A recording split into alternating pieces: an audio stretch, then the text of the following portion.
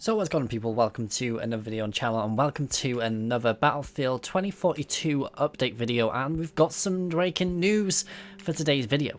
Now, one of the EA community managers, EA Stratford, has actually revealed some more details about some of the stuff that's coming in Battlefield 2042. Some of these details we have already had before, but some of them are completely new to us, entirely new. And in this video, I'm going to be going over some of the stuff that we've actually got. Now, of course, a lot of the reason why people have actually clicked on this video is for the crossplay feature. Now, we're going to go over crossplay as the first thing on this entire thing. Now, crossplay, it's going to be a little bit different. Crossplay is going to be tested in the technical playtest that is going to be coming in the summertime. Now, there has been no details towards when the technical playtest is going to happen, but I would suggest it's going to happen after EA Play Live, just because they have said that before, but it does just say summertime. With the inclusion of crossplay actually being announced within this one, we're actually going to have a little picture on the screen just for you guys, just that means you guys have actually got a visual towards how everything's going to be explained. So, to start off with, PC, Xbox Series X and S and PlayStation 5 consoles will all be able to play crossplay together. Now, if you are playing on any of the retrospective consoles or on PC, you can opt out from playing together also. So you can also just play on just that specific console. Now, in terms of Xbox One and PlayStation 4, those two can actually play together. There isn't a last gen to next gen crossover towards the crossplay, which is, if I'm being incredibly honest, very disappointing that there isn't. It's kind of leaving last gens behind a little bit, especially with the drought of all of the consoles for a lot of the players. A lot of people don't want to upgrade just yet, but you know, I do get that they do want to push forward, you know, the next gen experience. It just would be nice to allow next gen consoles and PC that option to actually go back and play with Xbox One and PlayStation 4 players just on a reduced player base scale. That would make a lot more sense, but it might be because they don't know how to stop last gens going across to next gen servers, and you know, they don't know how to include next gens into last gen servers, especially with the player base difference.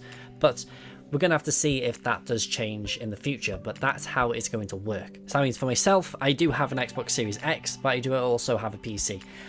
So, you know, I do have both, and in Battlefield 2042, there is going to be cross progression, and of course cross-platform progression as well. So if you do have progression that has been made on PC and you want to play on the Xbox or on the PlayStation, you will be able to carry over that progression as long as you do have a copy of the game. So that means if you want to play some PC and then you want to swap over to Xbox and then you want to swap back to PC, all of that progression will actually transfer over every single time you play. So within the EA post, there was a lot of stuff that we've actually had before, and one of the new things that we've actually seen within this post is about the squads and the combination of specialists that you can have in squads.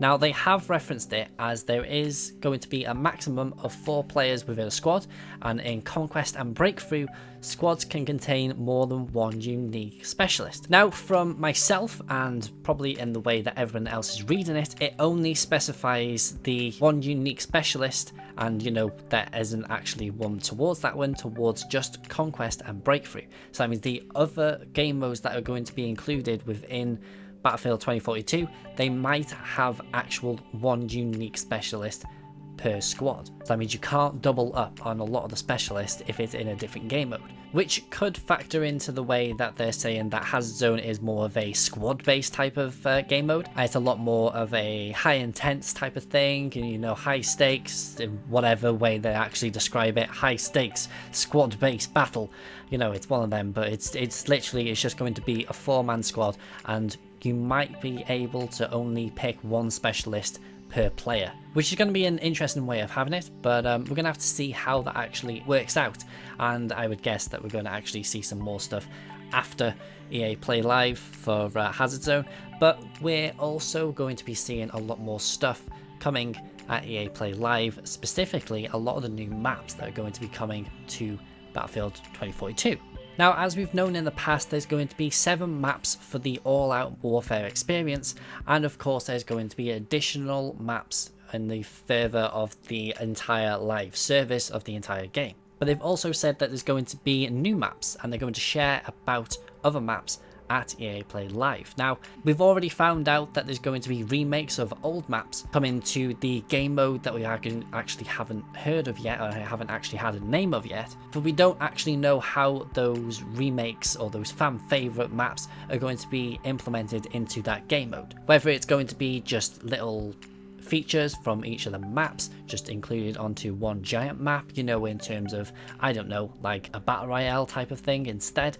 It kind of makes a lot more sense. Or we could in fact just get a lot of the Battlefield fan favorite maps and just have them as just a remake or a remaster towards them instead, and then they just get put into an entire game mode by itself. So that means if you want to go back, and you know, it might be like a go back in time type of thing, since we're in a future thing, it might be a go back in time and you just play different types of maps, and it could range between, you know, all of the Battlefield games with the new movement system, the new mechanics and everything in it, and just being able to play them on the older maps instead. It could be a good addition towards the game itself, but we're going to have to see a lot of the stuff that's going to be included at EA Play Live on July 22nd.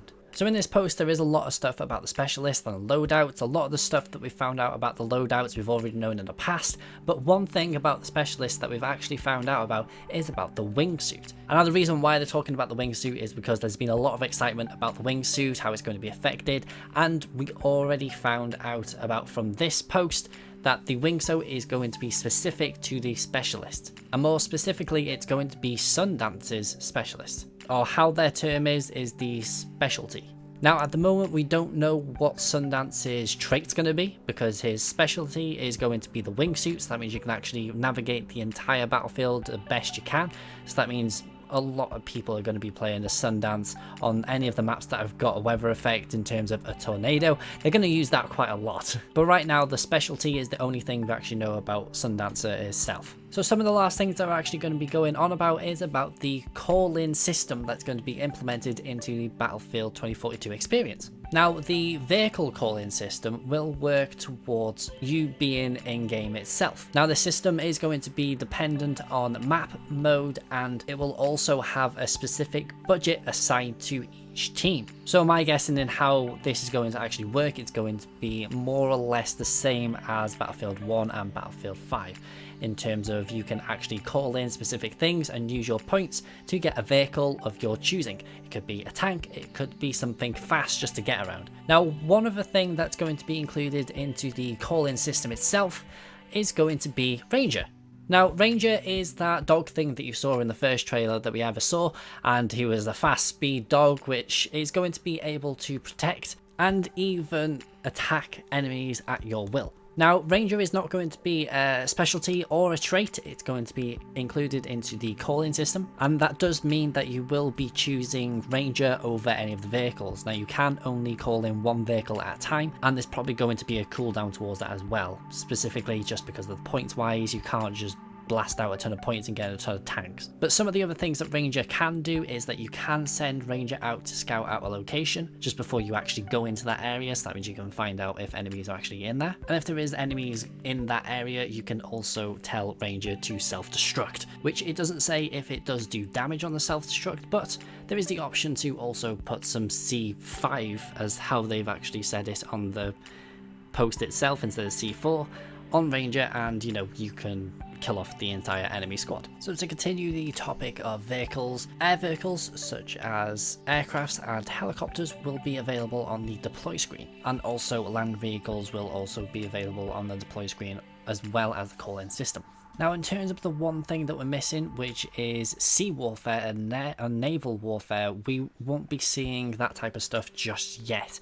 One of the things that we will see is just the LCAA hovercraft, which is going to be a naval orientated vehicle, but anything outside of that we're not going to see just yet. My prediction towards that is that we're going to see some remasters of probably the Naval Strikes DLC and also some new things, and we're going to combine that into a naval warfare update or a season towards naval warfare.